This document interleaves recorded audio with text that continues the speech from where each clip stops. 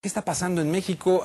¿Cuál es su visión? ¿Es privatización o no es privatización? Yo escucho los medios allá en Los Ángeles, Radio Fórmula, etcétera, que dicen, ¿cuál privatización? Que el señor López Obrador entienda que no es privatización y que si no hacen esto, dan un panorama muy negro para la energía de México. Bueno, aquí hay un componente importante. La reforma energética es una privatización parcial. La mitad de lo que hace Pemex se le entrega a la iniciativa privada.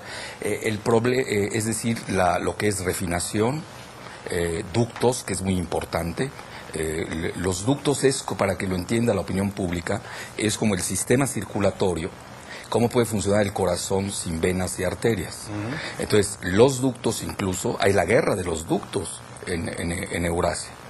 Es decir, los ductos es un elemento de la más alta geoestrategia. Los famosos gasoductos. Todo lo que es el Cáucaso, Asia Central. Afganistán siempre ha estado en ese escenario. Entonces, entregar los ductos es entregar la seguridad nacional. Eso es muy peligroso, porque además la empresa privada en México no tiene la capacidad ni el know-how para, primero, construirlas y, seguro, cuidarlos. Pero eso es lo que ellos dicen, justamente, que por eso están invitando a la inversión extranjera, etcétera. No, yo hablo de la empresa extranjera. Y ellos van a invitar, a su vez, a la empresa extranjera a que hagan las labores, por eso pueden hacer esa labor de triangulación. Entonces es muy peligroso en ese sentido. Bueno, eso de que está quebrada Pemex, bueno, pues yo no entiendo cómo una empresa que deja el 10% del PIB, del Producto Interno Bruto, esté quebrada. Dejó 104,000 millones de dólares el año pasado. Es decir, 80,000 millones de dólares libres de ganancia y antes de impuestos, que obviamente se lo lleva todo. O sea, este diagnóstico reciente de Reyes. Pero no hay diagnóstico. ¿Y cómo se llama, Georgina? No hay diagnóstico. Ese que vieron, que dijeron. Ellos están dando un tratamiento neoliberal sin el paciente. Si no hay, además, los diagnósticos se pueden equivocar. ¿Qué garantía hay de que ellos hagan buenos diagnósticos? Además, son los mismos fracasados de hace 25 años los que hoy nos están proponiendo una nueva reforma, que además va en el plan del negocio, y ahorita elaboro esta situación. ¿Quiénes son los 25 años de fracasados? Estamos hablando de La Bastida Ochoa, es el presidente del Comité de Energía del Senado, ya fue secretario del Patrimonio Nacional, que en ese entonces se llamaba la Secretaría de Energía, con Miguel de la Madrid. Gamboa Patrón fue el secretario particular de Miguel de la Madrid hace 25 años y hoy es el líder camaral del PRI. Reyes Heroles fue secretario de Energía con Zedillo. Telles Quenzler fue hoy secretario de Comunicaciones, es secretario fue secretario de Energía con Zedillo. Es decir, aquí eso es importante señalarlo. Y Muriño Terrazo ya había sido... había entregado, que eso es importante que lo sepa la opinión pública, cuando fue secretario de Energía Calderón con Fox, hizo el contrato más caro en la historia de México y del mundo del gas, o sea, con Repsol. Lo han querido poner en esa situación a propósito, claro, para ponerlo a la venta. Es que es muy sencillo, yo lo resumiría en estos términos. Calderón Hinojosa es impuesto en la presidencia de la República precisamente para esta reforma. Lo que pasa es que la quería todavía más amplia, no lo pueden hacer de frente a la nación, lo hacen en lo oscurito y en forma tangencial, porque hay un rechazo de la opinión pública, el 85% de la opinión pública está en contra. Ellos mismos aceptan que la mitad, que ya es ganancia, la mitad. Pero esto no sale en los medios masivos de comunicación de México, que son totalmente totalitarios. Ni la Unión Soviética llegó a tener los medios tan totalitarios que hoy tenemos en México. Así sí. Peor. Pero lo que quiero llegar yo resumiendo. Calderón Hinojosa, por lo que hemos visto, es el hombre de Repsol y Muriño Terrazo.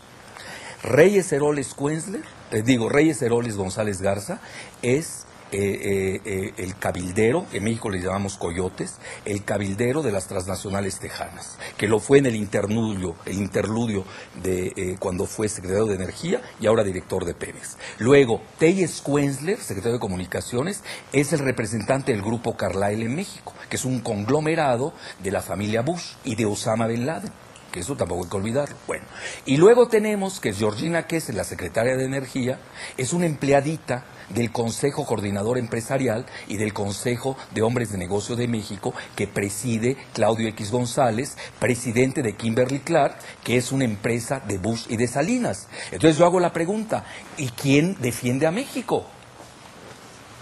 Entonces es un proyecto transnacional de entrada por los empleados de las transnacionales de México. Así de sencillo, no perdamos mucho el tiempo en elucidación. Entonces decía, ¿quién defiende a México? Pues ya están ahora las mujeres, las Adelitas. ¿Usted cree que esto realmente va a tener un efecto? Bueno, aquí depende de la ciudadanía. No hay resistencia civil pacífica que no crezca si no tiene el apoyo ciudadano.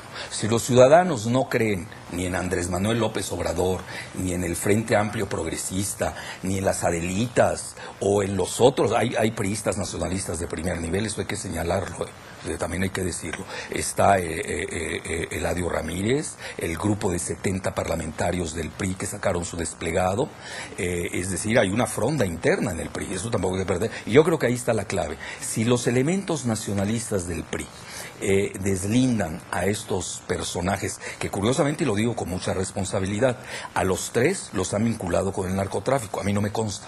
Pero si uno se mete a Google y pone sus apellidos, sale siempre el tema del narcotráfico. Y estoy hablando de Beltrones Rivera, estoy hablando de Gamboa Patrón, incluso socio de Kamel Nasif, y de la Bastida Ochoa, que además ya tenía un escándalo de corrupción con el Pemex Gate. Es decir, son personajes de la escoria los que hoy quieren privatizar en lo oscurito a Pemex. Así de sencillo. Es un gran negocio. Es decir, no olvidemos que hoy el petróleo se encuentra a $100 el barril, pero hay algo más importante que a eso yo sí me dedico.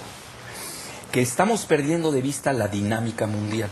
El 90% de las reservas petroleras del mundo está en manos estatales y solamente el 10% ya está en manos privadas de las transnacionales. Y esto lo dice el Financial Times y lo acaba de decir incluso nada menos que Matthew Simmons, que es un banquero de inversiones tejano asociado a los Bush y a Cheney, quien acaba de comentar que las empresas privadas están en vías de liquidación porque ya no tienen reservas. Hoy las empresas cotizan en bolsa gracias a sus inventarios en reservas.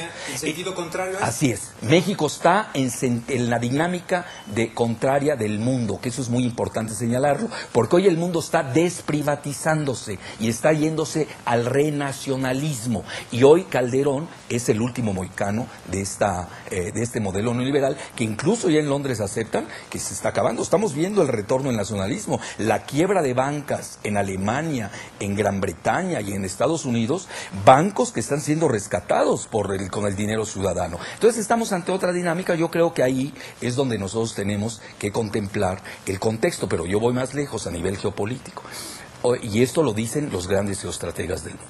Incluso nos caigan bien o nos caigan mal. El mismo Kissinger, el mismo Brzezinski.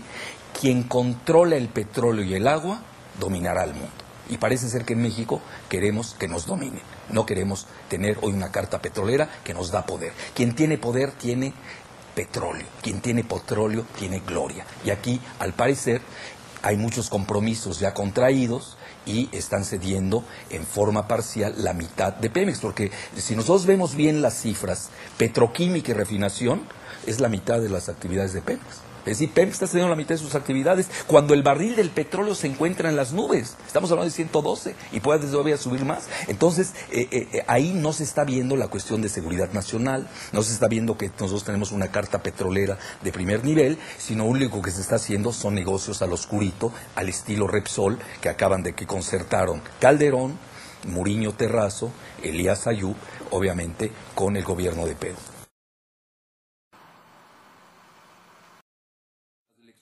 Oiga, todo esto del ASPAN, la iniciativa Mérida, estas cuestiones, ¿cómo dejan a México?